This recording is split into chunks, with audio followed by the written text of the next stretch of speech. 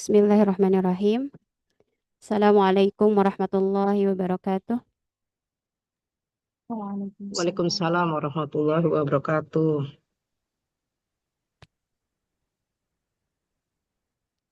Apa kabar akhwat ummahat fillah?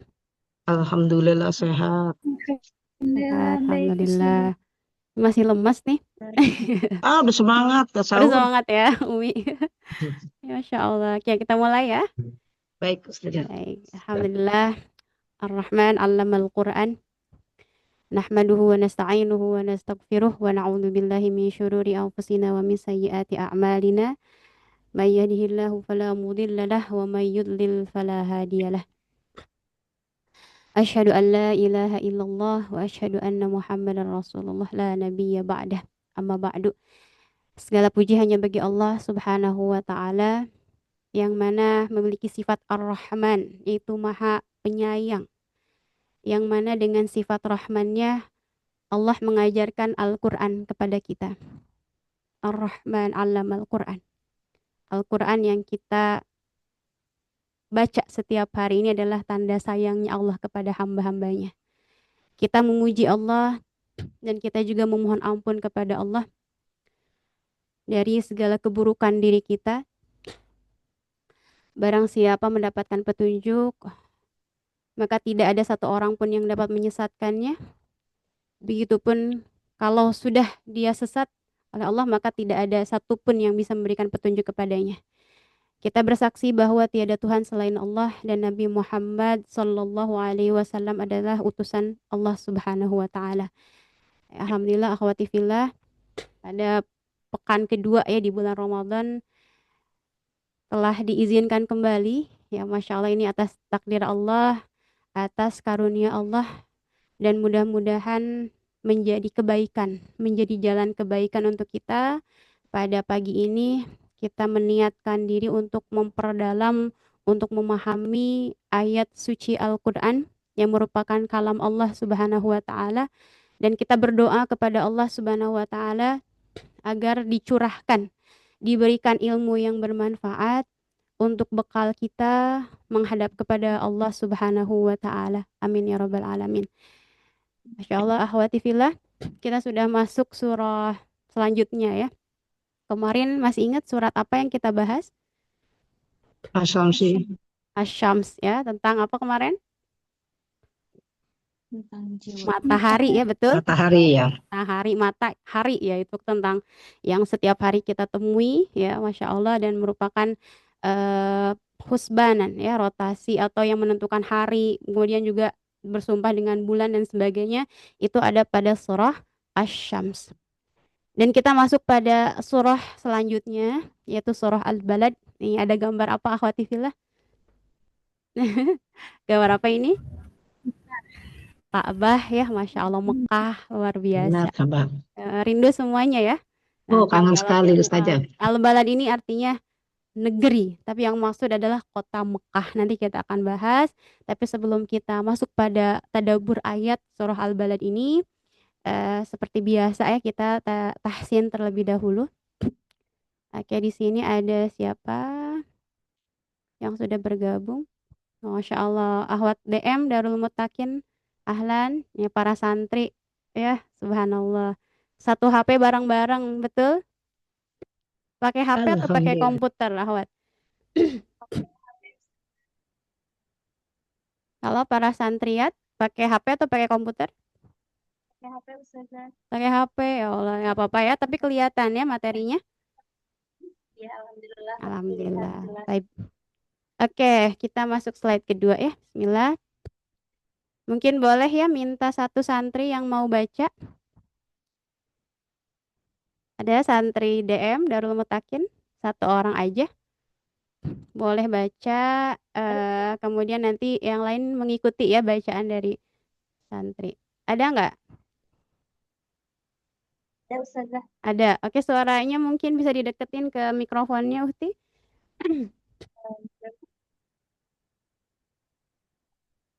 Dari awal Ustazah. Iya, ayat 1 sampai ayat 5 aja.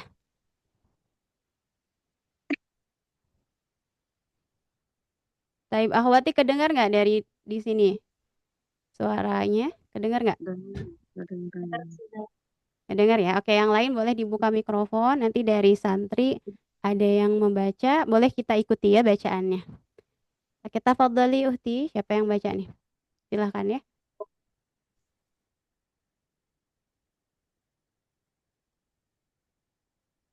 أعوذ بالله من الشيطان الرجيم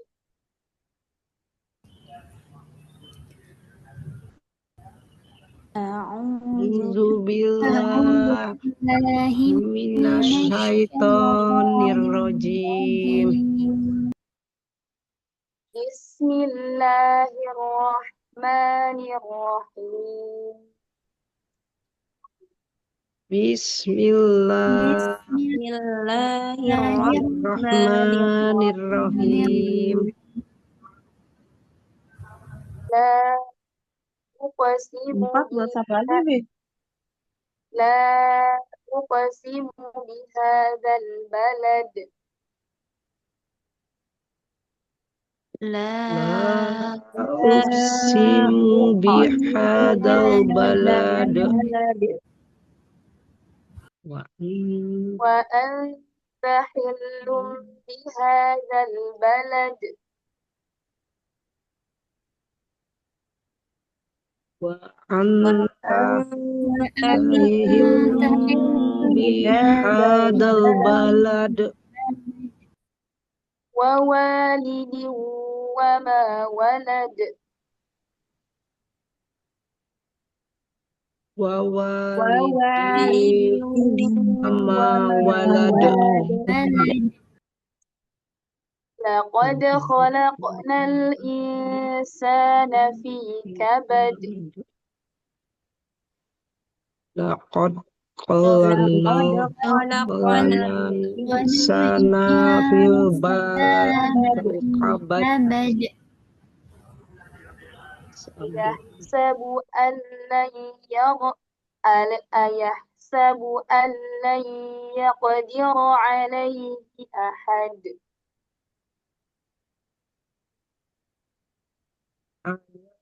يحسب أن يقدر عليه أحد. صدق الله العظيم Sadaqallahul azim. Masya Allah, barakallahu fiki. Dengan Uhti siapa yang baca barusan?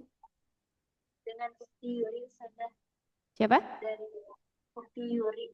Oh, Uhti Yuri. Masya Allah, barakallahu fiki. Allahumma arhamna bil Quran. Semoga apa yang kita baca menjadikan pahala ya untuk kita semua, yang mana dijanjikan setiap hurufnya dilipat gandakan menjadi 10 kebaikan. Apalagi di bulan Ramadan ya, dilipat gandakan 70 kali lipat setiap kebaikan. Amin ya rabbal alamin.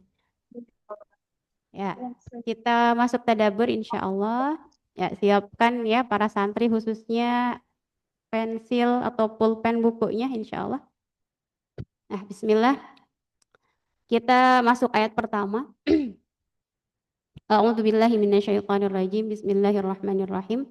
La uqsimu bihadzal balad. La di sini ada beberapa pendapat para ulama ya. La di sini ada yang menyebut dengan la zaidah, la tambahan. Jadi kalau misalkan dalam bahasa Arab, la tambahan ini tidak diartikan. Jadi tidak diartikan apa? La ini artinya tidak gitu. Ya. Sebagian menamakan la ini la zaidah. Tapi sebagian lagi mengatakan la di sini adalah ada lafadz yang dibuang. La apa? Bahwa mereka itu tidak percaya dengan hari kiamat. Ya, mereka tidak percaya akan hari kiamat. Sehingga kata Allah, uqsimu bihadzal balad, aku benar-benar bersumpah dengan kota ini, yaitu kota Mekah. Begitu ya. Jadi la di sini satu pendapat yaitu la-nya hanya tambahan saja. Ada juga yang mengatakan bahwa setelah la ini ada lafadz yang dihilangkan. Begitu ya.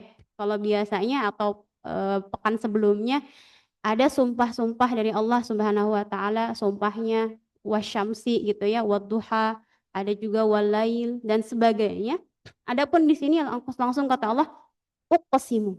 Aku bersumpah dengan kota ini. Kira-kira akhwati fillah, kalau Allah tidak bersumpah, apakah kita akan percaya apa enggak? Tidak. Percaya nggak Umi? Kalau Allah nggak bersumpah pun Sudah. pasti percaya gitu, betul ya? Tanpa bersumpah pun kita sudah percaya. Apalagi kalau Bersumpah. bersumpah. Subhanallah ya. Jadi akhwati fillah, ketika kita melihat sumpah dalam Al-Qur'an, ya, jadi kita sudah pernah bahas ya. Kalau kita seorang makhluk Allah tidak boleh bersumpah kecuali dengan Allah Subhanahu wa taala, dengan nama Allah, dengan asma Allah. Tapi kalau Allah Subhanahu wa taala bersumpah dengan apapun, itu haknya Allah.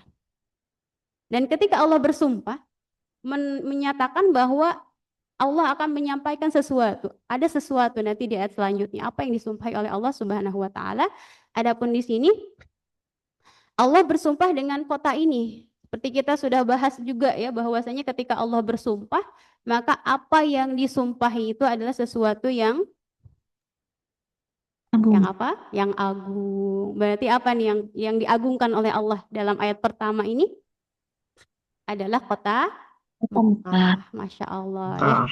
Nah, di sini kata para ahli tafsir untuk mengingatkan keagungan kedudukan kota Mekah di saat penduduknya sedang melakukan ihram. Saking agungnya ya akhwati fillah, ketika kita akan memasuki kota Mekah, amin ya, untuk haji dan umroh, mudah-mudahan yang belum berangkat bisa berangkat, yang udah bisa ke sana lagi, amin ya. Amin. Masya Allah. Jadi kalau kita ke sini harus ihram dulu, betul ya? Kalau yang di pesawat nanti mau dia ihram dulu, betul ya, nanti karena akan melakukan umroh. Kemudian atau yang dari Madinah nanti juga dia ambil mikot dulu, sebelum masuk tanah haram dia harus mengambil ihram terlebih dahulu. Menunjukkan apa? Bahwa kota Mekah ini adalah kota yang haram, yang dihormati. Nah, kita udah pernah bahas di surah At-Tin, ya watini wazaitun wa turi sinin wa hadzal baladil amin. Nah, itu di ayat ketiga, boleh dimurajaah ulang ya tentang keagungan keagungan kota Mekah, boleh dimurajaah kembali. Kemudian di sini secara ringkasnya bahwa keutamaan tanah haram Mekah, Masya Allah. Di sini yang pertama, kota Mekah itu adalah bumi Allah terbaik. Bumi Allah terbaik. Kata siapa kira-kira? Kata siapa terbaik, akhwat? Halo? Rasul. Kata siapa? Umi Yusna? Rasulullah. Kata Rasulullah, betul ya, Masya Allah. Kata Rasulullah Sallallahu Alaihi Wasallam, ketika Rasulullah diancam akan dibunuh ya, kita juga murajaah kembali di surah An-Nasr, boleh ya, di Idza Jaa Nasrullahi wal Fath. Rasulullah itu akan dibunuh saat itu kan, sebelum berhijrah ke kota Madinah. Bayangkan Rasulullah itu di kota Mekah dari semenjak lahir sampai di usia 53 tahun hidup di kota Mekah. Tapi penduduknya seolah-olah mengusir Rasulullah, bahkan diancam akan dibunuh. Sehingga mengharuskan Rasulullah Shallallahu Alaihi Wasallam berhijrah dari mana? Dari kota Mekah ke kota Madinah. Luar biasa ya. Kemudian ketika Rasulullah akan hijrah, Rasulullah sebelum keluar dari perbatasan Mekah, ketika akan keluar dari kota Mekah, beliau menengok dulu ke belakang. Kata Rasulullah, innaki la khairu ardillah. Wahai Mekah, engkau adalah sebaik-baik bumi Allah. Itu kata Rasulullah ya, Masya Allah. Engkau adalah sebaik-baik bumi Allah. Kalau aku tidak diusir, aku nggak mau keluar dari sini, kata Rasulullah SAW. Kita juga gitu ya. Udah pernah misalkan kita ya beberapa tahun di kampung halaman, mau pergi bukan diusir gitu, tapi pasti sedih ya. Akan pergi kemana, merantau jauh. Kalau Ustazah Fitri misalkan dari mana? Cianjur ya. Rantaunya kemana Ustazah Fitri? Ke Jakarta. Sedih nggak? Sedih atunya padahal dekat gitu. Bayangkan Rasulullah SAW diusir dari Mekah. Beliau menengok dulu ke belakang. Innaki la khairu ardillah. Kalau aku nggak diusir, aku nggak mau keluar dari sini. Yang pertama itu ya, bahwa Mekah adalah bumi Allah terbaik pertama. Ya. Baru yang kedua kota Madinah. Kemudian yang kedua, poin kedua, di Makkah terdapat Baitullah. Karena dalam Al-Quran, inna awwala baitin wudi'a lin-nasi lalladzi bi Bakkata mubarakah. Bahwa yang paling pertama bumi Allah atau yang pertama kiblat tempat ibadah itu ada di kota Mekah, itu Ka'bah gitu ya, Masya Allah. Jadi Ka'bah itu ada sejak kapan? Udah dari semenjak Allah ciptakan langit dan bumi. Jadi bukan pas Nabi Ibrahim, bukan ya. Tapi sudah dari dulu. Di zaman Nabi Adam udah ada itu Ka'bah. Udah ada tempat kiblat itu tuh udah ada. Kemudian di zaman Nabi Nuh juga sudah ada. Cuman ketika di zaman Nabi Nuh terjadi banjir bandang sehingga Ka'bah sempat hancur ya, kemudian dibangun ulang oleh Nabi Ibrahim alaihissalam dan Nabi Ismail. Kemudian juga sempat kebakaran di zaman Rasulullah, itu pun dibangun kembali oleh Rasulullah Shallallahu Alaihi Wasallam sebelum masa kenabian ya. Ada Baitullah di sana, ada rumah Allah ya, ada kiblat kita, seluruh dunia berkiblat ke Baitullah. Makanya dalam adab-adab nih ya, akhwat fillah, para santriat yang setiap hari membaca Al-Quran, sampai ada adabnya. Kalau baca Quran itu nggak boleh membelakangi kiblat. Ya, harus menghadap kiblat. Kalau pengen hafalannya mudah, pengen gampang paham, kalau lagi cari ilmu pun ya akhwati fillah, sekarang misalkan lagi belajar tafsir, sekarang ya tadabbur, usahakan madhab kemana? Ke kiblat. Kenapa? Karena di sana ada pusat ibadah manusia, jutaan manusia. Bahkan selonjoran aja nggak boleh tuh ya, kemana? Ke arah kiblat nggak boleh. Bahkan ada ketika membuat kamar mandi atau lagi buang hajat, mohon maaf, itu nggak boleh menghadap kiblat. Subhanallah, di sana ada Baitullah. Yang ketiga, tanah haram dijadikan tempat yang penuh rasa aman. Kata dalam Al-Quran, kata Allah SWT, wa man dakhalahu kana amina, bahwa tanah haram itu adalah tempat yang aman, penuh rasa aman. Nah, di Mekah dan Madinah itu adalah banyak keamanan. Kenapa? Karena langsung dijaga oleh malaikat. Masya Allah ya. Waktu itu sempat dapat cerita dari teman yang tinggal udah mukim di Madinah. Beliau cerita. Jadi beberapa bulan sebelumnya itu sempat ada bom. Katanya bomnya itu, wallahu alam ya, katanya sih dari orang Syiah. Dia akan berniat akan membom kota haram.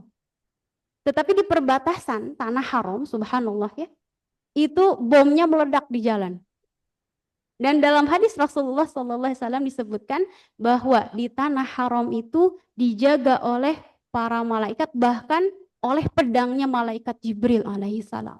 Jadi tanah yang haram, tanah yang aman. Wa man dakhalahu kana amina, barang siapa yang masuk ke kota haram Mekah, begitupun Madinah, maka akan dalam keadaan aman. Jadi jangan takut ya kalau ada yang nyasar ya, atau yang lagi sedih di kota lewat tanah suci ini, jangan sedih. Di sana adalah sudah dijanjikan keamanannya.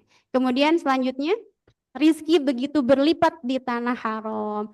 Begitupun orang yang insya Allah ya di tanah haram itu nggak ada yang kelaparan.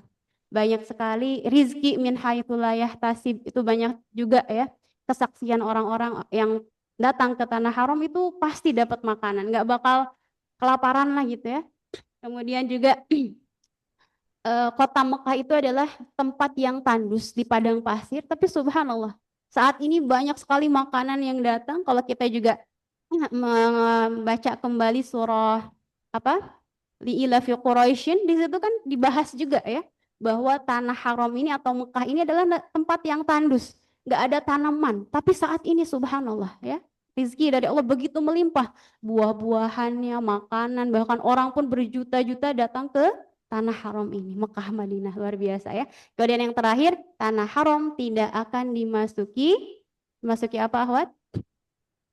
Dajjal ya. Jadi Dajjal nggak akan masuk ke tanah haram. Jadi subhanallah sekarang lagi rame-ramenya orang yang lagi pindah kemana? Pindah kewarganegaraan ke kota Mekah Madinah. Jadi dua ya. Dua, bahkan di sini disebutkan empat tempat yang tidak akan dimasuki oleh Dajjal. Tapi di hadis lain hanya dua ya. La ya'ti arba'ata masajida al-Ka'bah wa masjidar Rasul wal masjidal Aqsa wa Tur. Dajjal tidak akan memasuki empat masjid, masjid itu Masjidil Haram di Ka'bah, kemudian Masjid Nabawi, Masjidil Aqsa dan Masjid At-Tur. Ini hadis riwayat Ahmad. Jadi di hari kiamat ya, tanda-tanda hari kiamat itu akan keluar Dajjal, dan Dajjal ini dia akan keliling seluruh dunia kecuali tempat-tempat yang tadi disebutkan. Nah, sekarang kan sudah banyak berbondong-bondong nih mau pindah ke kota Madinah. Kalau ke kota Mekah agak jarang ya, karena memang biayanya katanya lebih mahal juga. Dan itu untuk mukim agak dipersulit. Tapi kalau di Madinah banyak juga yang bisa mukim, tapi biayanya bisa ratusan juta. Katanya, kata teman saya tuh sampai 350 juta. Kalau orang Indonesia nih, misalkan Umi Trias pengen pindah nih dari Tebet pengen jadi mukim Madinah ya, ya siapkan segitu sih biar gampang ya, pengen Insya Mekah. Allah. Insya Allah, subhanallah ya. Tapi kata apa namanya? Nah, kata Dajjal tuh akan keliling seluruh dunia kecuali ke tempat-tempat yang tadi di Masjidil Haram dia nggak bisa masuk. Begitupun di sana katanya ya, At-Thayyibah. Aku tidak akan bisa masuk ke sana karena di sana ada Nabi Muhammad Sallallahu Alaihi Wasallam. Tetapi ketika di hari kiamat pun ya akan terjadi gempa di kota Madinah itu, sehingga orang-orang munafik yang ada di kota Mekah Madinah itu akan keluar dengan sendirinya, begitu ya. Maka yang mau pindah silahkan siapkan hatinya, bukan hanya untuk apa, bukan gaya-gayaan, bukan, tapi luruskan niat pengen dekat dengan Rasulullah SAW dan Masjidil Haram, begitu ya. Nah, kemudian izin di sini ya. Kenapa kota Mekah itu luar biasa? Kenapa kota Mekah itu semuanya pasti rindu gitu ya? Yang udah ke sana tambah rindu, yang belum juga rindu juga gitu ya, subhanallah. Nah, di sini kita bisa lihat di surah Ibrahim di ayat 35 sampai 45 sebetulnya, tetapi saya tulis hanya 3 ayat saja. A'udzubillahi minasyaitonirrajim. Wa idz qala Ibrahimu rabbi ij'al hadzal balada aminah wajnubni wa baniya an na'budal asnam. Jadi saat itu ketika Nabi Ibrahim meletakkan, ya sering juga dengar ya sejarahnya istri Nabi Ibrahim, siapa yang disimpan di tanah tandus dekat Ka'bah itu siapa? Ada yang tahu? Hajar. Hajar dengan anaknya itu Ismail. Nabi Ismail. Jadi yang kalau kita sekarang udah medsos udah apa nih, udah menyebar ya. Sekarang kita lihat di pelataran Ka'bah itu jutaan orang. Padahal kalau kita lihat sejarah, subhanallah, yang paling pertama ada di tempat tersebut adalah seorang perempuan dan membawa anak yang masih menyusui, subhanallah, tanpa suaminya, tanpa ayahnya. Ketika Nabi Ibrahim disuruh hijrah sama Allah ya, dari Palestina hijrah ke kota Mekah. Itu perjalanan berbulan-bulan. Berbulan-bulan nggak ada pesawat gitu ya dari Palestina ke ke Mekah. Karena di sana terjadi perselisihan dengan istri pertama yaitu Saroh ya saat itu. Di perjalanan Nabi Ibrahim membawa perbekalan, sebenarnya Nabi Ibrahim bawa bekal untuk Hajar dan anaknya. Ketika di jalan dia lihat anaknya, subhanallah ya, yang ditunggu-tunggu. Karena Nabi Ibrahim itu dalam riwayatnya, dalam hadis, dalam ya kisahnya, beliau baru punya anak pada usia 100 tahun. Dan menunggu lama sekali pengen punya anak. Dan baru punya anak dari Siti Hajar ini, dari Ibunda Hajar. Tapi kata Allah, ya disuruh hijrah dari Palestina ke kota Mekah. Nabi Ibrahim sedih sebenarnya, harus hijrah sangat jauh dari anak yang baru dilahirkan oleh istrinya. Kemudian ketika di perjalanan Hajar nanya, wahai suamiku gitu ya, kenapa engkau membawaku ke sini? Nabi Ibrahim terdiam, nggak menjawab gitu ya. Kemudian kata Hajar, Allah ya'muruka, kata Hajar.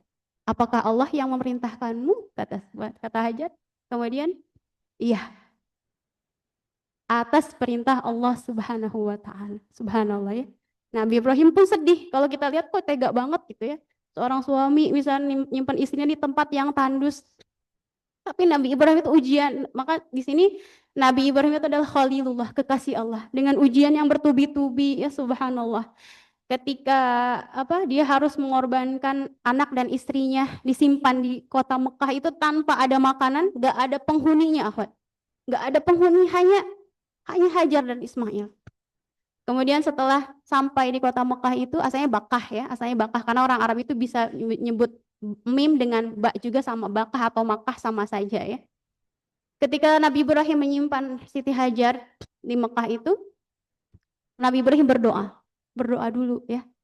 Wa idza qala Ibrahim, Rabbi ja'al, ya Allah jadikanlah hadzal balada, tempat ini, negara ini yaitu Mekah, aminan, dalam keadaan aman. Ini doa Nabi Ibrahim, ayah kita ya, ayah Abul Anbiya, bapaknya para nabi. Dia berdoa, ya Allah jadikan tempat ini aman. Wa junubni wa baniya an na'budal asnam, ya Allah jauhkanlah aku dan anakku dari menyembah berhala. Subhanallah. Akhwati fillah.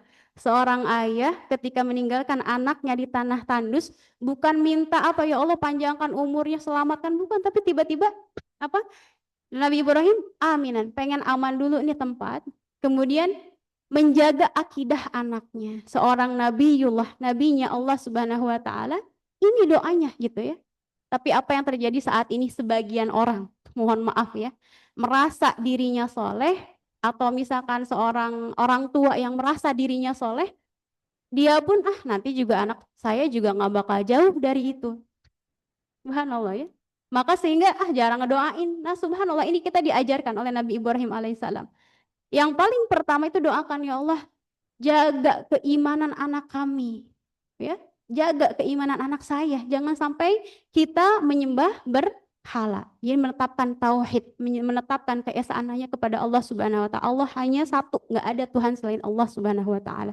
Jadi hanifah muslimah, ya millata, bahwa agama paling lurus itu adalah agama Islam karena tidak menyekutukan Allah Subhanahu wa taala.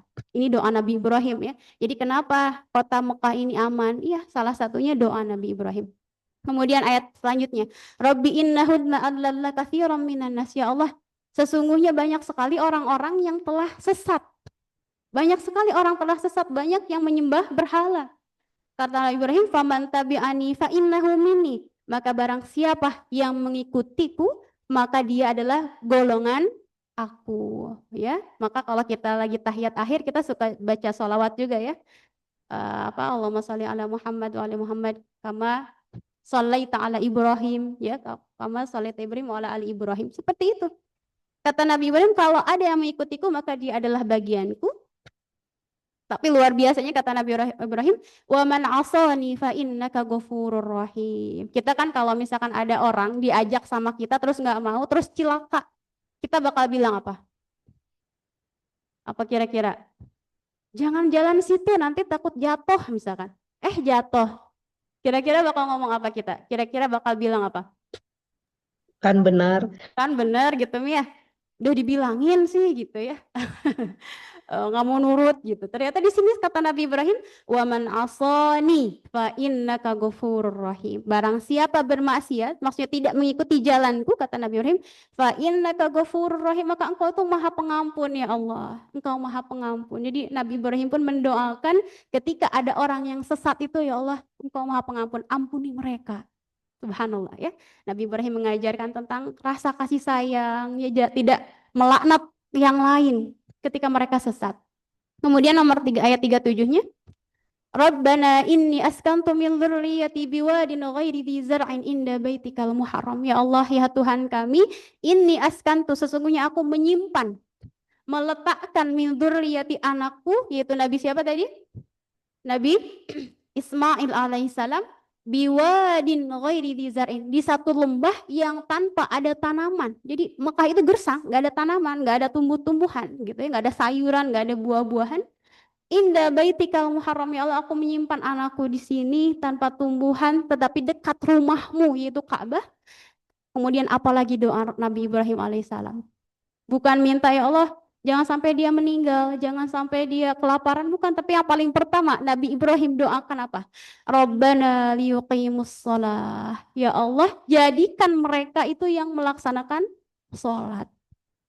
Jadi apa yang didoakan dulu? Yang pertama Nabi Ibrahim adalah agar anak keturunannya melaksanakan sholat. Bukan ya Allah, misalkan kita ya, bukan nggak boleh ya Allah anak saya sing kaya gitu ya, anak saya menjadi milioner atau apa, bukan.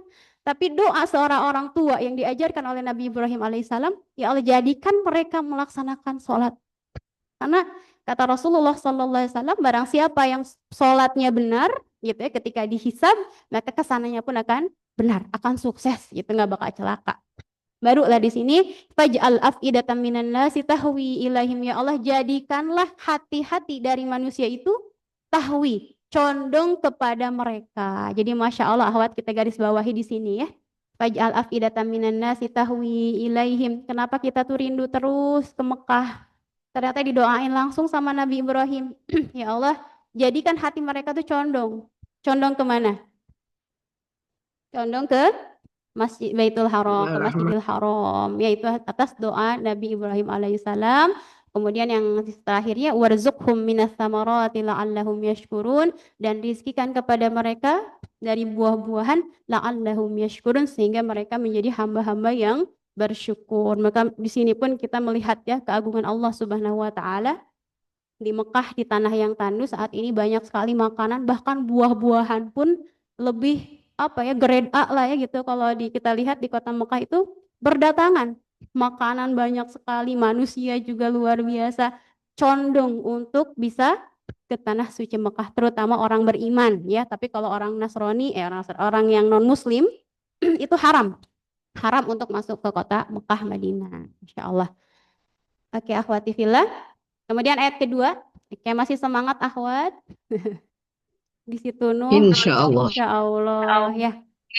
Oke, bentar aja ya. Ini ayat kedua. Wa anta hillum bihadzal balad, kata Allah. Dan kamu Muhammad sallallahu alaihi wasallam hillun, bertempat, atau juga dia mengatakan halal di kota Mekah ini. Jadi Rasulullah tinggal di mana? Selama 53 tahun di kota Mekah. Mekah ya, kalau di Madinah hanya 10 tahun saja. Ya. Kemudian di sini ada sebuah hadis tentang, kan kalau di Mekah itu nggak boleh perang ya akhwat ya, nggak boleh menumpahkan darah, tidak boleh, apalagi nggak boleh berantem, nggak boleh apalagi kalau di tanah haram yang sudah kita bahas di surah At-Tin, ada yang masih ingat nggak? Nggak boleh Membunuh binatang. membunuh hewan nggak boleh, bahkan ngusir aja nggak boleh, buat gaya-gayaan ada burung di fush gitu aja nggak boleh ya dalam hadisnya. Motong tanamannya nggak boleh, ngambil barang temuannya pun tidak boleh ya. Maksiat juga tidak boleh, perang juga tidak boleh. Bukan berarti oh kalau di luar Mekah boleh, bukan begitu. Cuman dosanya akan lebih besar. Nauzubillah ya. Orang bahkan katanya ya di sebagian orang, saya tuh baru kesel di dalam hati ya. Ada teman saya cerita. Saya tuh lagi kesel kepada suami saya katanya ketika di Masjidil Haram. Kesel doang, kesel gitu ya. Langsung dibalas di situ juga. Gimana dibalasnya? Dia kehilangan jejak suaminya sampai muter-muter katanya 2 jam. Jadi banyakin istighfar ya kalau di tanah haram itu, astagfirullah. Jadi hati aja kan Allah tahu ya perasaan hati kita. Perasaan hati aja langsung dibalas akhwat. Itu apa, kayak misalkan bau ya, ini bakal makin bau. Kalau lihat orang seperti itu dia akan sibuk pikirannya dengan itu, maka hati-hati. Hati-hati di tanah haram itu ya. Haram melakukan maksiat, begitupun apalagi tempat lain pun di bumi Allah yang lain pun haram, apalagi di tanah suci, di tanah haram itu tidak diperbolehkan. Di sini Nabi Muhammad halal di kota Mekah ini. Halal apa? Jadi Nabi Muhammad SAW kan tadi nggak boleh perang ya, tidak boleh menumpahkan darah di mana? Di kota Mekah. Itu tidak diperbolehkan, ya haram. Tetapi Rasulullah pernah berperang, yaitu di tahun 8 Hijriah pada Fathu Makkah. Rasulullah ketika akan membebaskan kota Mekah itu terjadi perang pada tahun 8 Hijriah itu ya. 8 Hijriah Rasulullah membawa pasukan 10.000 orang, asalnya kan diusir dari Mekah. Subhanallah ya. Pada usianya 53 tahun atau pada tahun ke-13 kenabian Rasulullah kan diusir, akan dibunuh ya. Rasulullah pindah ke Madinah, kemudian dari tahun pertama Hijriyah, 2, 3, ada perang yang banyak sekali. Di tahun ke-8 Rasulullah membawa pasukan 10.000, luar biasa ya, ke kota Mekah. Dan di sana terjadi pertumpahan darah, bahkan Rasulullah saat itu ada seorang kafir Quraisy, dia menyatakan keislaman tetapi keluar lagi dari agama Islam, namanya Ibnu Khattal namanya ya. Dan dia sembunyi di belakang kiswah Ka'bah. Dan saat itu langsung Rasulullah ditebas dengan pedang dan wafat, meninggal di situ. Dan itu boleh, kekhususan untuk Nabi Muhammad Sallallahu Alaihi Wasallam ketika Fathu Makkah. Maka di sini kata Rasulullah dalam hadis, Inna hadzal balada harramahullahu yauma khalaqas samawati wal ard.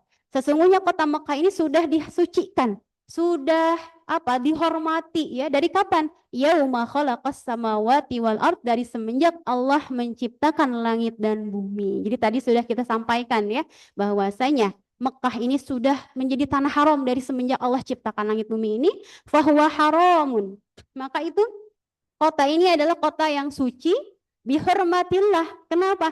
Karena Allah yang mensucikannya. Ya ila yaumil qiyamah, sampai kapan?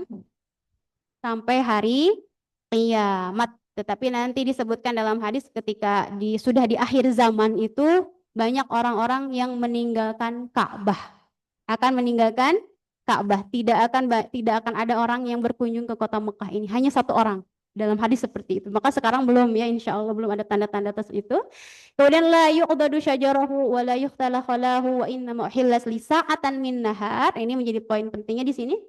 Kata Rasulullah Sallallahu Alaihi Wasallam, dan sesungguhnya kota ini dihalalkan bagiku hanya dalam sesaat dari siang hari saja. Itu waktu itu ketika Fathu Makkah, ketika akan terjadi pembebasan kota Mekah, dari pagi sampai sore Rasulullah boleh berperang di kota Mekah, bahkan menumpahkan darah. Maka dalam ayat ini, wa anta hillum bihadal balad. Kemudian Allah juga bersumpah, wa walidin wa ma walad. Allah bersumpah lagi, dan demi bapak dan anaknya. Nah, ini para ulama berbeda pendapat. Yang dimaksud anak dan bapaknya itu siapa? Apakah secara umum? Nah, ada satu pendapat pertama, Allah bersumpah dalam ayat ketiga ini, yaitu Nabi Adam alias bapak moyang manusia dan keturunannya. Berarti bapak kita ya, betul? Kita anak Nabi Adam, betul akhwati? Ada yang bukan di sini? Ya, di sini bersumpah Allah, wa walidi wa mawalad, Nabi Adam dan keturunannya, itu kita semua. Allah bersumpah ya. Kemudian ada juga pendapat kedua, Nabi Ibrahim dan keturunannya. Dan pendapat ketiga yang ini dipilih oleh Ibnu Jarir, dia adalah bapaknya ilmu tafsir ya, dalam tafsir At-Tabari. Kata beliau, yang dimaksud dalam surah Al-Balad ayat 3 ini, Allah bersumpah dengan keumuman, yaitu semua ayah dan anaknya, bahkan orang tua ya, ibu bapaknya, bahwa ikatan seorang anak dengan ayah itu sangat kuat gitu. Bahkan mohon maaf akhwati fillah, dalam hukum ya, kalau ada seorang ayah membunuh anaknya itu tidak ada hukumannya. Sampai seperti itu. Karena memang bahasanya apa ya? Kalau tidak ada ayahnya mungkin anaknya pun nggak ada gitu. Jadi dalam ada hukum jenayah dalam hal itu. Kemudian juga di sini pun menunjukkan bahwasanya yang paling pertama harus kita hormati itu adalah orang tua kita, ayah dan ibu. Jadi di sini wawalid maksudnya bukan ayah saja, tetapi juga ayah dan ibu kita yang wajib kita hormati ya, penuhi hak-haknya. Oke, akhwat. Tadi ayat pertama, ala uqsimu bihadzal balad wa anta hillum bihadzal balad wa walidi wa ma walad. 3 kali Allah bersumpah, barulah di ayat 4. Berarti apa nih biasanya kalau udah ayat 4? Apa namanya, masih ingat nggak? Halo? Apa namanya? Hah? Yang disumpahinya ya, atau objek sumpahnya ya. Kata Allah, laqad khalaqnal insana fi kabad. Sesungguhnya kami telah menciptakan manusia berada dalam susah payah. Allah bersumpah 3 kali itu untuk menegaskan ini, bahwa sesungguhnya manusia itu berada dalam susah payah. Ya, di sini kata para ulama, kata Ibnu Abbas, yakni kejadian yang susah. Akhwati fillah, kita pernah di perut ibu, Dia langsung keluar apa perut ibu Ya, dulu? perut ibu. Perut ibu. Ibu kita itu susah. Susah ngandung kita. Wahnan ala wahnin. Subhanallah ya. Ada bayi di perut, mau tidur susah, mau jalan susah. Kita udah nyusahin. Betul ya. Kemudian bukankah engkau lihat manusia itu bagaimana kelahirannya? Mau dilahirin juga kita, orang tua kita susah payah. Ya, subhanallah. Bahkan antara hidup dan mati ya. Kemudian juga kita lihat bagaimana tumbuh gigi-giginya. Kita kalau mau tumbuh gigi suka sakit dulu gitu ya, mau pintar, mau jalan juga susah payah ya kan? Kita dari bayi mau berjalan itu susah payah. Ini pendapat pertama. Jadi dari mulai dari di rahimnya, kemudian secara tumbuhnya pun kita itu susah payah, enggak ujug-ujug. Ada gitu, enggak seperti itu. Kemudian kata Imam Yalin, ibunya menyusuinya dengan susah payah, kehidupan dia juga semasa bayinya susah payah, hampir sama ya dengan pendapat Ibnu Abbas, maka dia mengalami fase-fase tersebut dengan susah payah. Jadi kita tuh udah ngalamin fase ini, betul nggak? Ahwat, betul. Yang ketiga, kata Jubair, susah dan mencari penghidupan. Kita udah dalam hidup pun kita susah ya. Ada yang cari makan, cari apa lagi? Cari jodoh. Ya, subhanallah. Kita susah payah. Kemudian yang terakhir, yakni mengalami susah payah dalam menanggulangi suatu urusan dari perkara dunianya dan suatu urusan dari perkara akhiratnya. Kalau kata Al-Hasan, ini lengkap. Ketika hidupnya susah, ketika meninggal juga susah, ketika dibangkitkan nanti pun apa? Susah juga, susah, subhanallah. Susah apanya? Kita akan dalam keadaan susah payah. Ketika dibangkitkan oleh Allah Subhanahu wa taala nanti di alam mahsyar ya. Akan ada namanya matahari dekat sekali dengan kita, yaitu jaraknya 1 mil. Manusia akan tenggelam dengan keringatnya. Kemudian juga ada namanya hisab, ada namanya mizan ya, akan ditimbang amal-amal kita. Itu belum selesai juga, nanti ada lagi sirat ya, baru ada sirat, dan itu adalah sesuatu yang melelahkan. Maka Allah bersumpah, laqad khalaqnal insana fi kabad. Semua itu susah ya, semuanya susah, tetapi yakinlah akhwati fillah, kita ketika melewati sebuah kesulitan itu adalah menuju apa? Menuju kebaikan yang lebih besar lagi, insya Allah ya. Ketika dulu mungkin ketika kita akan dilahirkan, ibu kita susah payah, tetapi kan kita keluar ya dari rahim ibu kita. Kemudian kita mau tumbuh gigi susah payah, tapi jadinya kita punya gigi. Ada bayi mau jalan susah payah, tetapi dari situ dia bisa jalan. Subhanallah. Begitupun orang-orang yang beriman ya akhwati fillah. Ketika dia melihat kematian ya, walaupun sakit, walaupun sulit, tetapi yakinlah ketika orang yang beriman mengalami kematian itu adalah jalan dia untuk mendapatkan nikmat Allah Subhanahu wa taala di alam kuburnya. Begitu ya. Kemudian di yaumul mahsyar ketika dibangkitkan itu susah payah. Untuk orang beriman, susah payahnya pun itu adalah jalan menuju surga. Jadi di sini kembali kepada keimanan. Semuanya pun susah payah. Bukan hanya orang beriman saja, akhwat. Tapi orang yang tidak beriman pun mereka sama-sama susah payah. Karena di sini al-insan. Allah sampai sebutkan dalam Al-Quran itu al-insan sampai 65 kali. Insan, manusia seluruhnya. Mau yang beriman, mau yang nggak beriman, semuanya Allah ciptakan itu dengan fase-fase tertentu, bahkan semuanya dari susah payah terlebih dahulu. Gitu ya. Kemudian ayat selanjutnya, ayahsabu alla yaqdiru alaihi ahad. Apakah manusia itu menyangka bahwa sekali-kali tiada seorang pun yang berkuasa atasnya, gitu ya, saking sombongnya manusia, mereka menyangka bahwa nggak ada yang bisa mengalahkan aku. Dan ini akan dibahas juga dalam surah Al-Fajr, bagaimana kaum Ad ya, mereka ingkar kepada Allah Subhanahu wa taala. Insya Allah nanti ada pembahasannya. Dan kata Imam Qatadah dalam ayat kelima ini, manusia mengira bahwa Allah tidak akan menanyai harta ini dari manakah dia memperolehnya dan kemanakah dia membelanjakannya. Jadi harta yang kita miliki saat ini, akhwat, kita yang belajar pakai HP ya, ada yang belajar pakai apa lagi? Komputer. Di rumah kita ada apa, akhwat? Ada harta, ada baju yang kita pakai, apalagi? Ada apa lagi depan kita? Mukena, ada yang pakai mukena, kerudung, Ada. Ada, subhanallah. Nanti ketika di akhirat akan ditanya, dari mana kamu dapat HP ini? Dari mana, kata Allah. Kemudian, kemanakah dia membelanjakannya? Dipakai apa? Gitu ya, dipakai apa harta ini? Maka dalam hadis disebutkan, orang miskin itu dia akan paling pertama masuk surga. Orang kaya akan belakangan. Kenapa? Karena orang miskin mah bingung ya, nggak ada hartanya, nggak punya gitu ya. Ditanya juga nggak sebanyak orang yang kaya raya. Orang miskin mah baju juga nggak punya misalkan ya, baju juga udah jelek, ya. Penghasilan nggak ada. Jadi pertanyaannya hanya sedikit saja.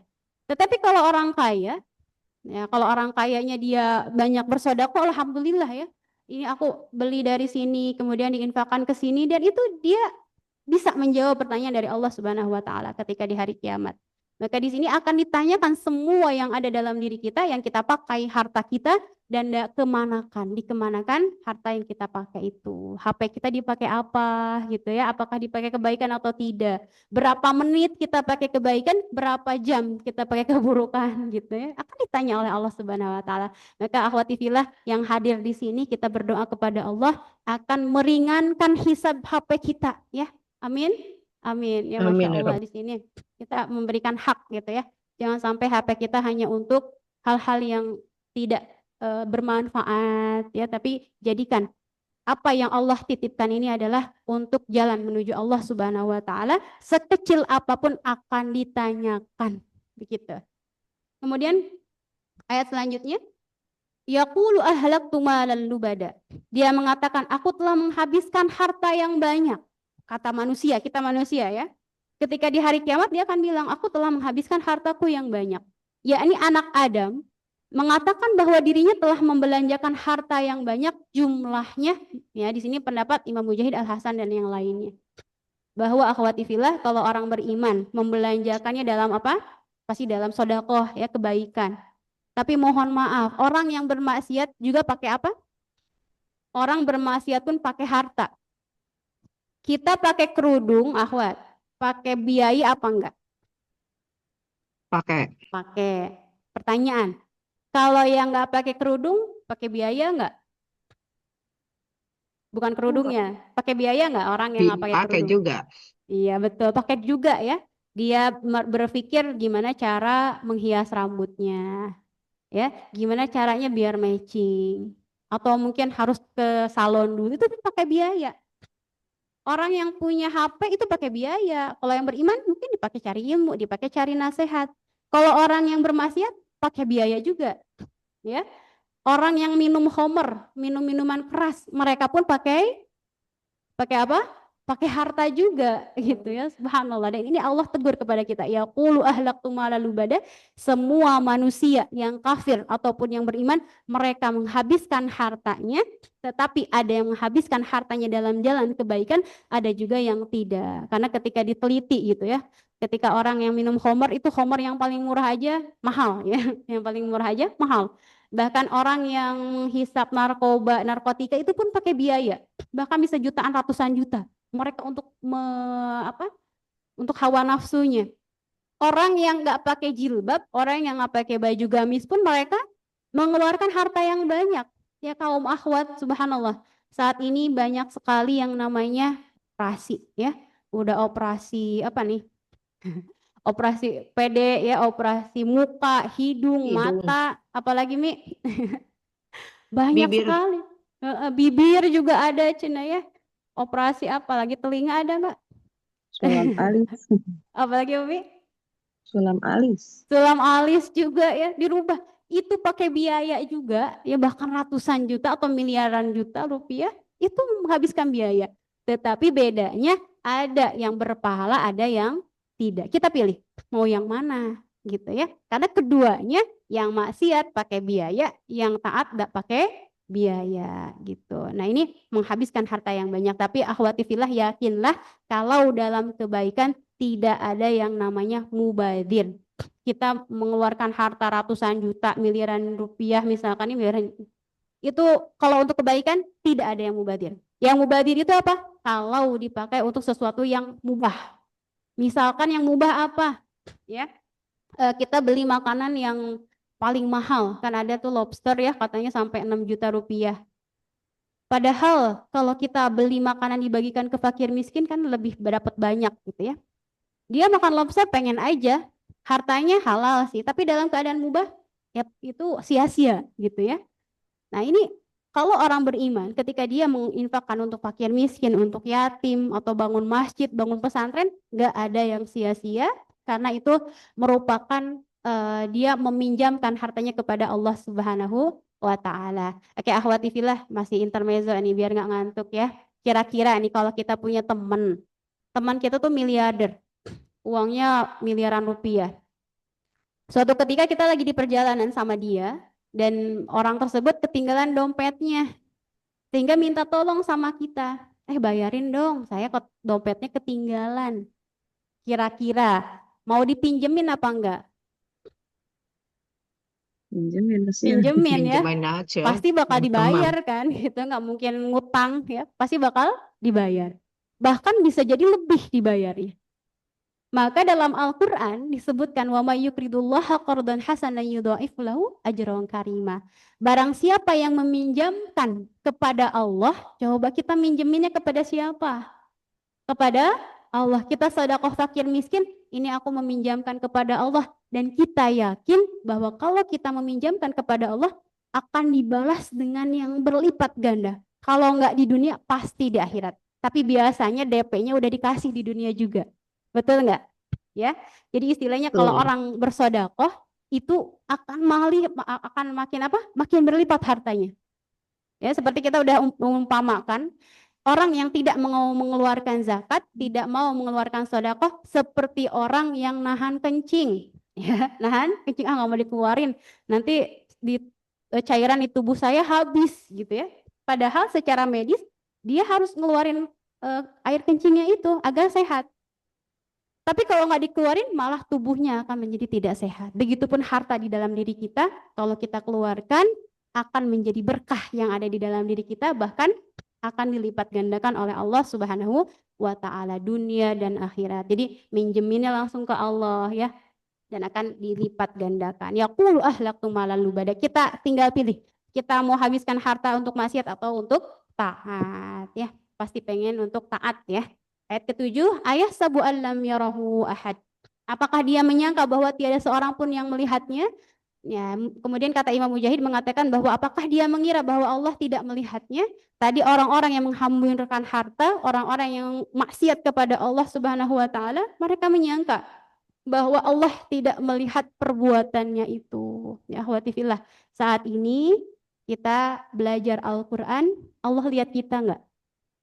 Iya. Lihat ya, Allah lihat kita. Allah kalau kita benar-benar yakin, benar-benar iman kepada Al-Quran dengan rasa cinta kepada Allah, Rasulullah, kepada Al-Quran, Allah tahu hati kita.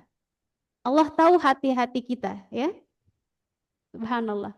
Dan Allah itu lebih dekat daripada urat nadi kita gitu ya. Allah tahu. Jadi kalau misalkan teman-teman ya ahwati sekalian yang misalkan di mana nih ada para santri ya, santriat Darul Mutakin misalkan ya, kalau misalkan ada ustadzahnya hadir, antuna lagi baca Quran, kira-kira bakal semangat atau bakal leha-leha, bakal misalkan tiduran atau sambil ngobrol, bakal gimana coba? Pasti akan baca Quran kan, akan memanfaatkan waktu seolah-olah aku dilihatin, kalau enggak nanti bakal nilainya kecil atau bakal dilaporin ya, Mas Subhanallah. Nah ini sebuah pengawasan dari Allah Subhanahu wa Ta'ala ya. Apalagi yang mengawasi kita adalah Allah Subhanahu wa Ta'ala. Seperti kalau saat ini kita juga diingatkan ahwat ada namanya CCTV ya. Seseorang kalau udah ada CCTV misalkan di rumahnya atau di kantornya, tempat kerjanya, kira-kira akan males-malesan atau semangat? Semangat. Semangat, karena kalau nggak semangat nanti sama bosnya dikurangin gajinya gitu ya.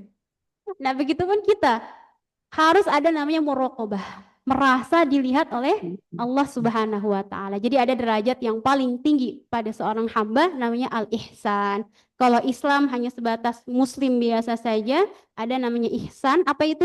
Dia merasa dia melihat Allah, kalaupun dia memang tidak bisa melihat Allah, dia merasa dilihat oleh Allah Subhanahu wa taala. Setiap sekecil apapun Allah mengetahui setiap gerak-gerik diri kita, bahkan hati kita pun Allah tahu. Makanya suka ada yang misalkan ada yang iri dengki, Allah tahu. Maka harus banyak beristighfar ya. Ayat ke-8, alam naj'al lahu ainain. Bukankah kami telah memberikan kepadanya 2 buah mata? Akhwati fillah, yang ngasih mata kita saat ini siapa? Allah. Allah ya. Apakah dikasih sama perusahaan tempat kita kerja atau dikasih sama ibu kita? Bukan ya. Tidak. Tapi Allah, kata Allah, alam naj'al lahu ainain. Bahkan kalau dari segi medis katanya ya, subhanallah, di mata kita itu ada 10 lapisan. Ada 10 lapisan. Jadi kalau misalkan bagian luar kita itu kena kotoran, itu belum masuk lapisan yang dalam. Dan juga di mata kita ada kelopak matanya gitu ya. Ada katup mata ya, ada katupnya kalau kita tidur. Kalau kita tidur matanya kebuka apa ketutup, akhwat? Tutup. Tutup ya. Jadi Allah tuh ngasih mata sama katupnya. Kalau nggak ketutup badan ya, akhwat, kalau tidur teh kebuka gitu kan, nggak pantas juga ya. Dan bikin sempurna ciptaan Allah. Ada katupnya dan mata kita itu kemudian di atasnya ada alis untuk menghindari dari keringat. Jadi kalau kita keringatan, alisnya menjaga kita gitu ya. Jadi nggak langsung ke mata kita. Tapi subhanallah saat ini kaum perempuan lagi apa yang mereka lakukan? Dikerok alisnya. Biar apa cenah?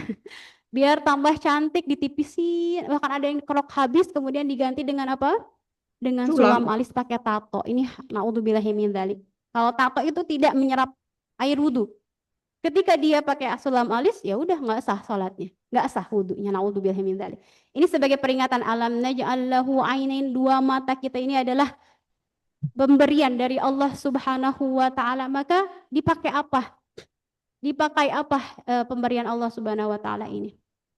Ya, yang biasanya mohon maaf ya, akhwati fillah, ketika kita lihat sejarah atau hadis-hadis yang lain bahwa yang paling menjadi ujian matanya itu adalah laki-laki. Kalau perempuan insya Allah nggak jelalatan ya. Jadi karena kalau perempuan mau lihat apa tuh gitu ya. Tapi yang paling agak lihat apa Umi? Kalau perempuan lihat barang branded. Oh, barang brand. Nah, itu Mi ya, subhanallah. Wah, pengen beli ini tas baru nih, baju baru ya, subhanallah. Makanya kita suka tafakur ya. Untung Jumatan tuh nggak dikasih ke ibu-ibu. Betul nggak? Kalau ke ibu-ibu nanti aduh, Jumat ini aku pakai mukena ini ya. Nanti kalau Jumat depan pakai mukena itu lagi malu gitu ya. Pasti bingung ya. Sejadahnya aduh harus ganti lagi nih gitu, subhanallah. Tapi bapak-bapak mah kan baju yang mana juga jadi gitu ya Jumatan teh. Kalau perempuan ya subhanallah, nanti kerudungnya pakai yang mana ya gitu ya. Ini perempuan berarti di barang-barang, betul Mi ya? Ya, tapi kalau laki-laki mohon maaf itu di aurat perempuan. Kalau lihat perempuan itu agak susah, itu adalah ujian terbesar. Maka subhanallah kita ada satu kisah. Ini akhwati fillah, mohon izin agak lama ya, kita selesaikan sampai ayat terakhir nggak apa-apa? Tidak apa-apa. Ya, ada satu kisah yang luar biasa ya di zaman Rasulullah SAW. Ada seorang perempuan hitam, berkulit hitam. Perempuan berkulit hitam, dia punya penyakit ayan. Dan kalau penyakit ayan, kalau lagi kambuh, auratnya terbuka, ya terbuka kan, tahu ayan nih kayak ya sakalor, pingsan tapi gerak-gerak ya, kebuka auratnya. Suatu ketika dia datang kepada Rasulullah, ya Rasulullah, aku punya penyakit ayan. Kalau aku lagi kambuh, aurat aku kelihatan ya Rasul. Doakan aku agar sembuh wahai Rasul, gitu ya. Minta diapain? Minta didoain sama Rasul. Kemudian apa kata Rasulullah?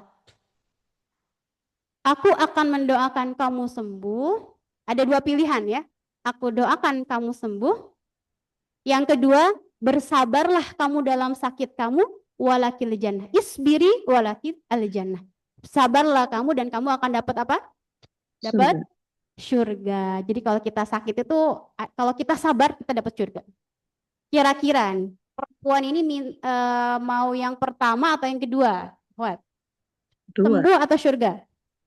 surga. Surga ya, karena kalau udah sembuh belum tentu masuk surga. Tapi kalau udah didoain Rasul, ya insya Allah mustajab. Kemudian kata perempuannya, ya Rasul, aku pengen yang kedua, pengen masuk surga. Aku akan bersabar dan aku masuk surga. Udah. Kemudian dia pulang, tapi mikir lagi, ya kan aku kan ayan. Aurat aku kebuka gimana dong, malu gitu ya. Akhirnya balik lagi ke Rasul. Ya Rasul gitu ya. Doain aja satu lagi, apa? Aku akan bersabar, tetapi doakan kalau aku kambuh, jangan terbuka aurat aku ya Rasul. Kata Rasulullah, ya aku doakan agar ketika kamu kambuh, kamu tidak akan terbuka aurat kamu. Masya Allah ya akhwati fillah. Di sini kita belajar apa? Seorang ketika dia dalam keadaan sehat dan kemudian dia tidak mau terbuka ketika dalam keadaan sakit, dia nggak mau terbuka auratnya. Betul ya? Tapi subhanallah di zaman ini nggak sakit aja dia dibuka auratnya. Betul nggak? Betul ya, medsos sekarang di TikToknya kah atau di akun-akun yang lainnya, naudzubillahi min dzalik, seorang perempuan mempertontonkan auratnya padahal dia dalam keadaan sehat. Malu sekali ya kita lihat kisah sahabiah ini, padahal kulitnya hitam gitu ya, tapi dia sangat pengen menjaga auratnya. Maka akhwati fillah, di sini ketika mata seorang laki-laki itu harus dijaga, maka kaum perempuan pun harus menjaga auratnya, karena nanti yang akan dihisab dua-duanya. Misalkan mohon maaf, naudzubillahi min dzalik, kata si laki-lakinya, aku melihat aurat gara-gara dia buka gitu ya. Seperti itu. Kemudian ya seperti itu di yaumil hisab kita takut sekali dengan ancaman Allah Subhanahu wa taala. Kemudian di sini yang dengan kedua matanya itu dia melihat, subhanallah ya. Di kita kalau kita tafakur satu organ tubuh manusia aja udah luar biasa itu yang Allah berikan kepada kita, subhanallah. Oke, kita semua ya. Kemudian ayat 8 walisana wa syafatain. Nah, subhanallah, ahwati fillah, kita punya apa kata Allah? Dikasih lidah. Jadi yang ngasih lidah kita bukan orang tua ya, tapi Allah Subhanahu wa taala yang dengannya dia berbicara lalu dapat mengungkapkan apa yang terkandung di dalam hatinya. Ahwat, kalau bayi kan belum bisa bicara ya. Jadi kalau mau makan nangis, kalau sakit nangis, sampai bingung ya kan ibunya, ini kenapa gitu. Tapi kalau udah mulai besar seperti saat ini, kita pengen beli apa, kita dalam keadaan apa, kita mampu untuk mengungkapkannya. Bukan hanya itu saja, wasyafatain, Allah sambungkan, Allah cocokkan gitu ya. Bukan hanya sebatas lisan, tapi juga dua bibir, akhwat. Bayangkan kalau lisan doang tanpa bibir, nggak jelas ngomongnya ya. Ada orang yang mohon maaf bibirnya sumbing, tahu sumbing ya? Itu kan nggak jelas bicaranya. Nah Allah kasih kepada kita lisan dan syafaat ini tuh udah satu apa tuh? Satu kesatuan ya. Nggak mungkin kita punya bibir doang tanpa lidah atau hanya ada lidah dan dua bibir. Wasyafatain. Allah yang ngasih kepada kita dan membantunya untuk berbicara dan makan serta menjadi anggota yang memperindah penampilan wajah dan mulutnya. Tambah cantik begitu ya. Subhanallah. Tadi mata ada katupnya, lisan juga ada ininya. Dari sini ada juga tentang secara singkat ya dalam hadis Rasulullah SAW, intinya kalaulah kita melihat sesuatu yang diharamkan oleh Allah, kalau buat branded ya lihat doang nggak apa-apa Umi ya. Iya, tapi kalau misalkan mohon maaf ini biasanya anak-anak muda dan sekarang fitnah akhir zaman, mereka melihat laki-laki. Kalau laki-laki lihat perempuan, perempuan pun lihat laki-laki. Atau artis apa nih? Artis Korea, cenanya. Nah, mereka terang-terang nih ganteng misalkan, mohon maaf. Kata Rasulullah dalam hadis ini, kalaulah seseorang melihat sesuatu yang diharamkan, maka tutuplah matanya, palingkan matanya, jangan dilihat. Begitupun ketika lisannya akan berbicara sesuatu yang tidak diridhoi Allah, akan gibah, akan namimah, gadu domba, aglik alaika lisanak. Tutup apanya berarti kalau mau ngomongin orang? Tutup apa? Mulutnya ya. Kalau lihat sesuatu yang haram, tutup matanya. Kalau mau ngomong yang haram tutup mulutnya. Kalau udah tutup mulut bisa lihat nggak? Bisa lihat. Astagfirullah. Bisa bicara nggak? Enggak. Kalau nggak bisa nutup gimana? Ya udah pakai lakban, tutup ya, biar nggak ngomongin orang. Ini dalam hadis ini pokoknya Allah itu udah ngasih mata biar kita nggak lihat yang haram tutupin. Ya, kalau mau ngomongin orang tutup apanya? Mulutnya. Subhanallah. Allah ajarkan kepada kita dan Rasulullah pun menerangkan ada kok jalan keluarnya agar kita tidak terjerumus. Wahadainahu najdain, dan kami telah menunjukkan kepadanya dua jalan. Ya, ada jalan kebaikan, ada jalan keburukan, ya. Inna khalaqnal insana min nutfatin amsyad nabtalihi faja'alnahu sami'an basira inna hadainahu sabila imma syakira wa imma kafura. Di sini Allah udah ngasih tahu ini jalan baik, ini jalan buruk. Silahkan kamu mau yang mana. Ya, tapi kebanyakan orang memilih jalan yang buruk. Kenapa? Kenapa kira-kira? Dalam hadis Rasulullah SAW bahwasanya jalan keburukan itu dihiasinya sama siapa? Setan. Setan, ya, sama setan. Mohon maaf perempuan yang terbuka auratnya, kata setan, kamu cantik kalau nggak pakai kerudung. Kamu cantik, kamu bakal banyak yang menyukai kalau kamu pakaian seperti ini. Tapi kata apa? Kalau kebaikan itu hufat bil makarih, kata Rasulullah, ya. Bahwa kebaikan itu suka dihiasi dengan sesuatu yang nggak enak. Pakai kerudung kan haredang, nggak usah lah gitu ya. Ngaji atau ahwat ya, ngaji itu sebenarnya susah apa gampang? Susah Susah, berat ya, apalagi subuh-subuh sekarang ngantuk mending tidur sebenarnya gitu. Tetapi kita yakin ya bahwa setiap detik kita itu adalah akan ada hisabnya, begitu ya. Wahadainahu najdain, ada keburukan, ada yang baik. Silahkan pilih yang mana. Falaqtahamal aqobah, maka tidakkah sebaiknya dengan hartanya itu ia menempuh jalan yang mendaki lagi sukar. Tunggu dulu ya. Oke. Ya. Falaqtahamal aqobah, kata Ibnu Zaid mengatakan sehubungan dengan makna firman-nya, maka tidakkah sebaiknya dengan hartanya itu ia menempuh jalan yang mendaki lagi sukar? Yakni tidakkah sebaiknya ia menempuh jalan yang membawanya kepada keselamatan dan kebaikan? Tadi kita sudah sebutkan, ada mata udah dikasih sama Allah, ada lisan, ada harta yang banyak dikasih sama Allah. Bagaimana kita bisa selamat dari itu semua? Biar nanti ketika di akhirat kita tidak dapat neraka, naudzubillah ya, atau tidak mendapatkan hisab yang buruk. Maka apa kata Allah? Falaqtahamal aqobah, yang pertama, ayat keduanya, wa ma adraka mal aqobah, apa yang jalan yang sukar itu? Fakku raqobah, yaitu yang paling pertama adalah memerdekakan hamba sahaya. Jadi kalau di zaman Rasulullah itu masih banyak perbudakan, bahkan bukan hanya di zaman itu ya, bahkan dari Persia pun banyak perbudakan.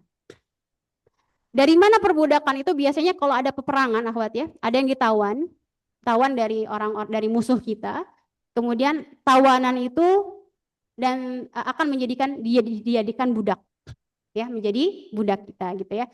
Maka kata Al-Qur'an di sini, kata Allah Subhanahu wa taala, yang paling pertama adalah memerdekakan hamba sahaya. Begitupun seperti yang dilakukan oleh Abu Bakar As-Siddiq. Beliau memerdekakan Bilal bin Rabah ya di tangan Umayyah. Kata apa? Dibeli gitu. Dibeli Bilal bin Rabah, kemudian dia dimerdekakan oleh Abu Bakar As-Siddiq ya. Itu yang paling pertama, dan harganya tuh lumayan ya, bisa ratusan juta. Bisa berapa 1.000 dinar kalau nggak salah, sampai 10.000 dinar. Kemudian yang kedua, agar kita terlepas dari hisab yang buruk, au it'amun, yaitu memberi makan ke siapa aja? Kita lihat di sini.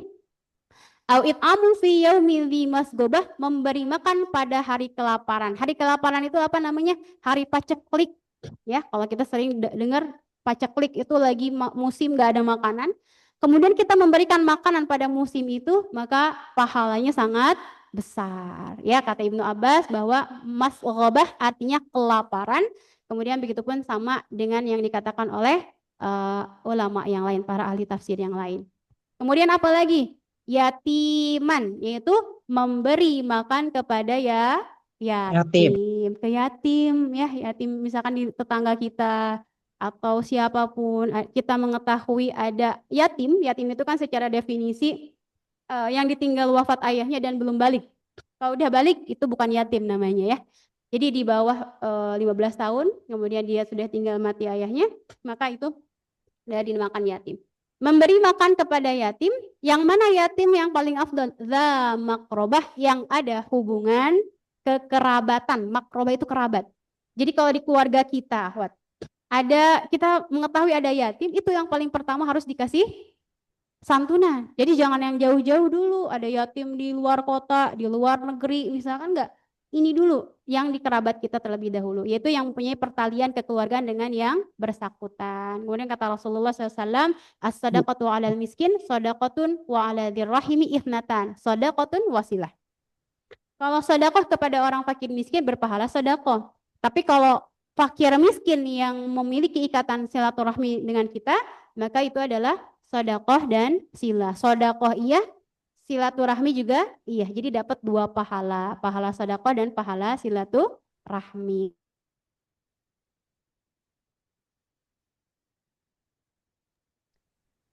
Buku itu ya. Ahwati fillah, agak ngebut ya. Ayat 16, au miskinan dza matsrobah. Tadi yang paling pertama yatim yang punya tali kekerabatan. Yang kedua miskin. Matsrobah itu dari kata turob. Turob itu adalah tanah. Maksudnya fakir miskin yang nggak punya rumah sama sekali.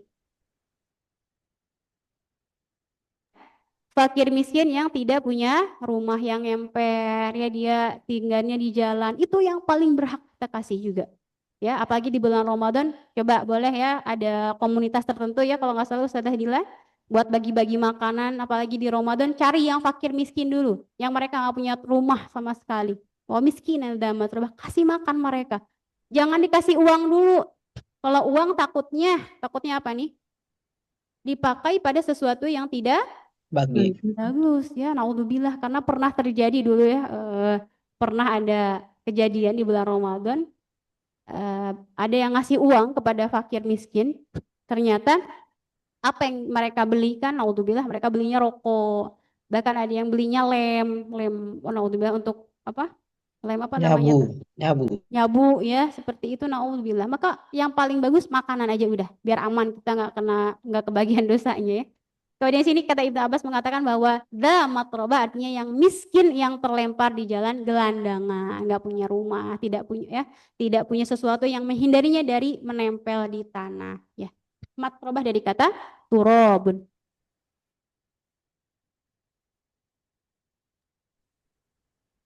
Kemudian tsumma kana minal ladzina amanu, dan dia termasuk orang-orang yang beriman. Yang paling pentingnya poin ini juga, Ahwat.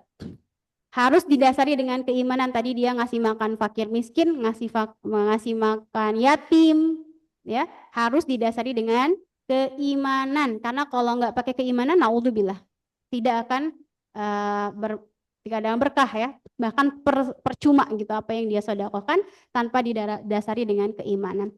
Yaitu selain dari semua sifat tersebut, yang baik lagi suci, dia adalah seorang yang mukmin hatinya dan mengharapkan pahala amalnya itu hanya karena Allah Subhanahu wa taala. Jadi hati-hati juga ketika kita beramal ya.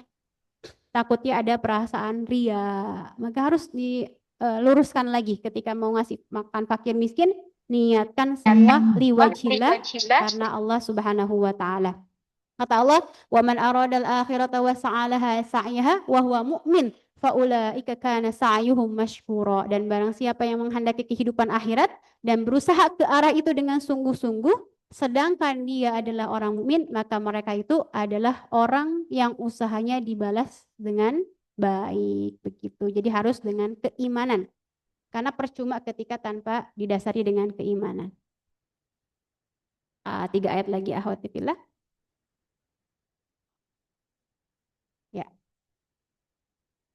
Watawasau bis sabri watawasau bil marhamah, ada tambahan lagi ya, udah beriman dan saling berpesan untuk sabar dan saling berpesan untuk berkasih sayang.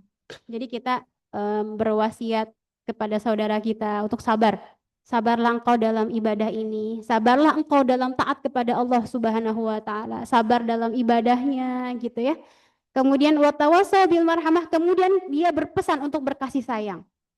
Kalau kita belum bisa membantu orang lain, minimal kita berpesan kepada orang. Sekarang ada status WA misalkan ya, kita jadikan ajang untuk kita berwasiat kepada orang-orang sekitar kita untuk menyayangi fakir miskin dan yatim dan sebagainya.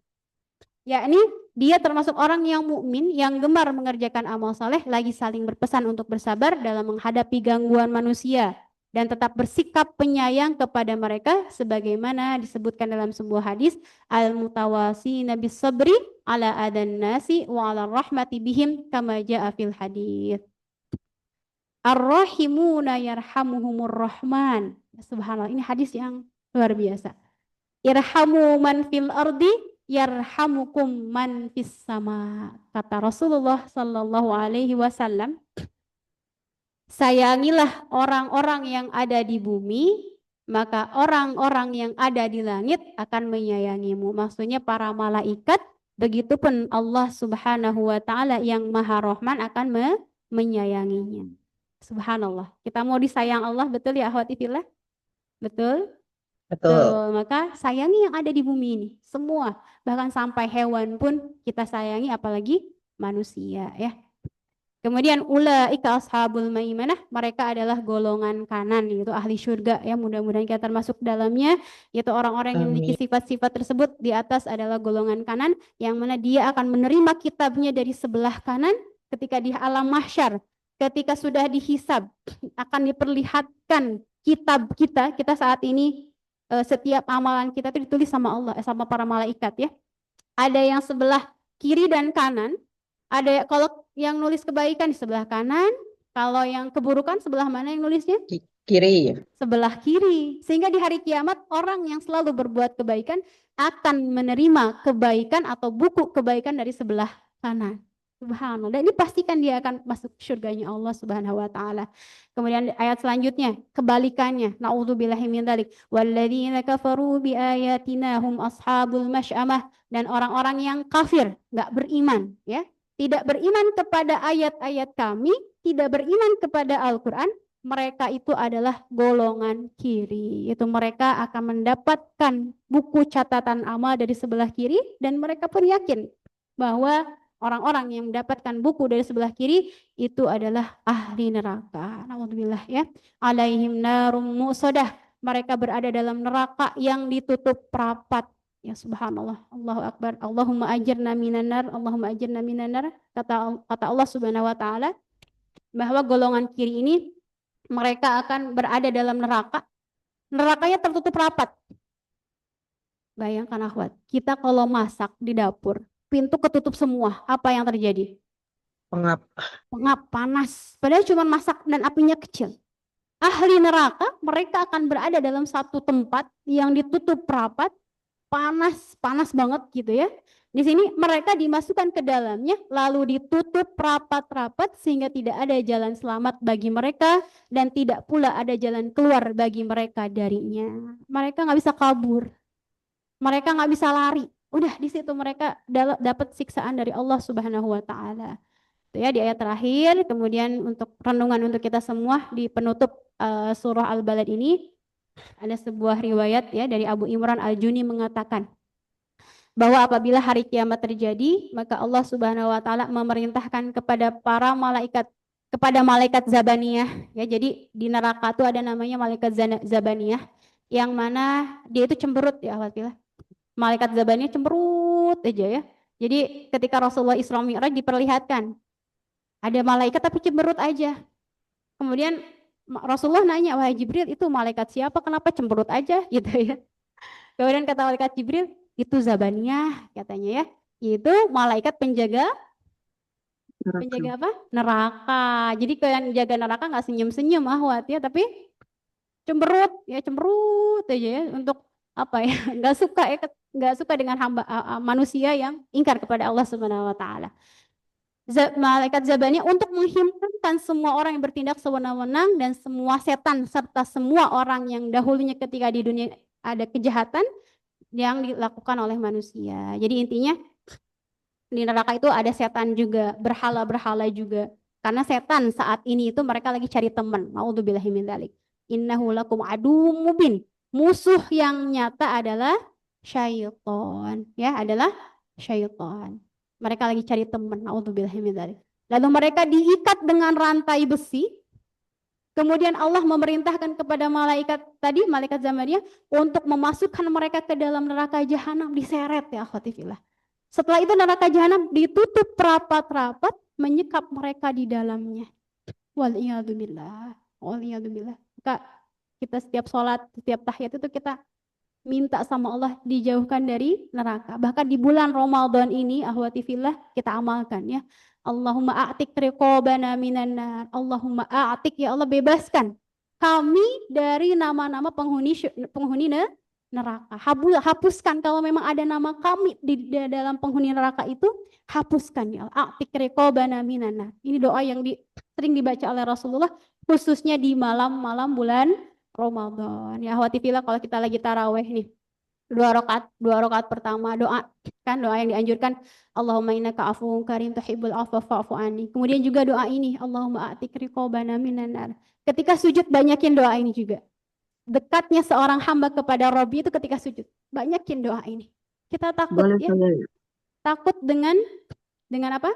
Dengan neraka ini, takut kepada Allah Subhanahu wa taala karena siksaan yang luar biasa dijanjikan kepada orang-orang yang durhaka kepada Allah Subhanahu wa taala ya.